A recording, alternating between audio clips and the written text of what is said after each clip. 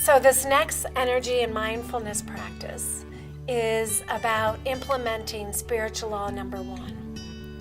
It's, just to remind you, spiritual law number 1 is your current sense of self creates your reality. So if you're vibrating at your false sense of self, your wounded parts, child consciousness, defense, you will create a lower vibrational reality than if you're vibrating at your higher truth of core being, your spiritual wholeness.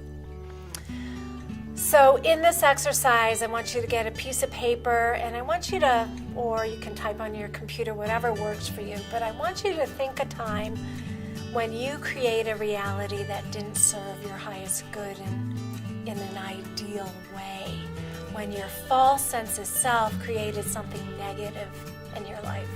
For instance, I'm going to use the example of when my husband and I first got married. And he would go rock climbing. And back then they didn't have cell phones. And he would say, honey, I'll be back for dinner at 5 o'clock, no problem. I'll see you then. And it would be like 7 o'clock and he wouldn't be home yet. And my wounded child consciousness got all activated. And fundamentally, I was basically afraid he had died and I was being abandoned. I'm adopted, and I was back in this wounded child consciousness of I'm being left behind again. So when my dear beloved husband got home, I was like a crazy woman yelling at him, going, where are you? I was where? So if I had continued in that negative reactive mode in our marriage, I don't think I'd be married 32 years as I have today. He would have left and I would have chased him away. So I want you to think of a similar example of where you created a lower vibrational reality, where you lost yourself. And I want you to really, really think about, wow, that was the reality I created. How might it be different if I had been connected to my core being when that happened? If I had been connected to my higher self? So in this case, instead of my husband coming home and I screaming, where are you? I thought you were dead. I'd say, babe, what's up with out stopping at a gas station and giving me a call? I was really worried.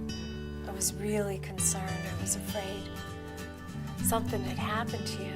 And then he would apologize, changed his habit.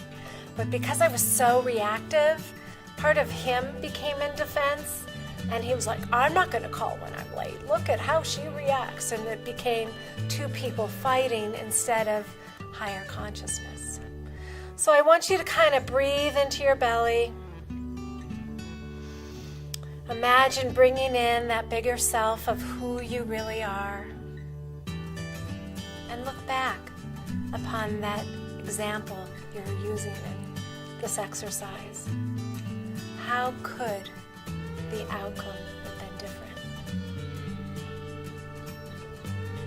How might your whole life be different if you had the skills, that secret code you were learning to implement the 5 spiritual laws, steps, and skills to shift back to your bigger self and create a different reality? Pause the tape, take the time to really contemplate something in the past and maybe something that's happening with you this week where you can shift to the higher vibration and create a different reality for yourself.